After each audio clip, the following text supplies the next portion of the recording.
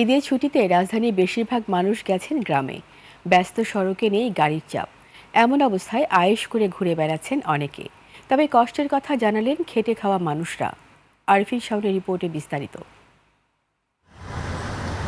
ঈদের টানা ছুটিতে রাজধানী ফাঁকা, নেই চিরচেনা যানজট ও কোলাহল। সীমিত সংখ্যায় চলছে যানবাহন, তবে নগরবাসী বলছে ভালো আছেন তারা। সবসময় যানজট মুক্ত ঢাকা চান তারা। এত শৃঙ্খলা, রাস্তাঘাট ফাঁকা, রিস্ক নাই, যানজট নাই, কোনো নাই। এখন যাওয়া আসায় কত সুন্দর একটাই, এরকম হলে তো ভালো।